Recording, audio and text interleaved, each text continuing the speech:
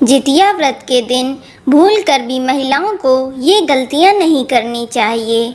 कभी कभी जाने अनजाने हमसे व्रत और पूजा के समय कुछ गलतियां हो जाती हैं, जिसके कारण हमें व्रत का पूरा फल प्राप्त नहीं होता है। इस वीडियो के माध्यम से मैं आपको यही जानकारी दूंगी।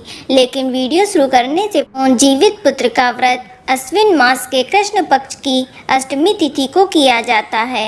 यह व्रत माताएं अपने संतान की रक्षा और उनकी दीर्घायु के लिए रखती हैं।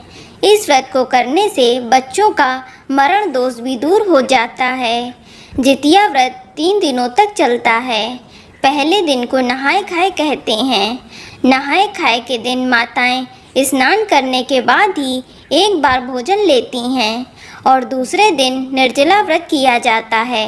इसे खुर जितिया के नाम से जाना जाता है और तीसरे दिन माताएं व्रत का पारण करती हैं। आपको बता दें कि जीवित पुत्र का व्रत बेहद कठिन होता है और इसके नियम भी बहुत सख्त होते हैं। व्रती महिलाएं दिन भर जल की एक बूंद भी ग्रहण नहीं करती हैं और न ही फल खा सकती हैं। ये कठिन व्रत संतान की मंगल कामना के लिए होता है। इसमें महिलाओं को कड़े नियमों का पालन करना होता है और कुछ काम उन्हें इस दिन भूल कर भी नहीं करना चाहिए। कभी कभी ऐसा होता है कि महिलाएं व्रत तो पूरे उत्साह के साथ रखती हैं, परंतु उनसे अनजाने में कुछ गलतियां हो जाती हैं। तो आइए जानते हैं कि व्रत के दौरान महिलाओं को क्या गलतियां नहीं करनी चाहिए। सबसे पहले बताना चाहूँगी कि जो महिला किसी गंभीर स्वास्थ्य समस्या से पीड़ित हैं तो उन्हें ये व्रत नहीं करना चाहिए, क्योंकि यह व्रत निर्जला करना होता है और ऐसे में अगर आपकी सेहत बिगड़ गई तो ये ठीक नहीं होगा, क्योंकि स्वास्थ्य से बढ़कर कुछ भी नहीं है। आप इस कंडीशन में व्रत ना रखें, यही अच्छा होगा। इसके अलावा जिन महिलाओं ने यह व्रत रखा है उन्हें व्रत से एक दिन पूर्व यानी नहाए खाए के दिन तामसिक भोजन नहीं करना चाहिए। प्याज, लहसुन और मांसाहार का त्याग करना चाहिए। और अगर आप सरगी या ओठगन करती हैं तो सरगी में आप सिर्फ मीठा भोजन ही ले सकती हैं। गलती से भी इस समय आप तेल मसालेदार भोजन न करें और ना ही इस समय आप नमकीन ग्रहण कर सकती हैं।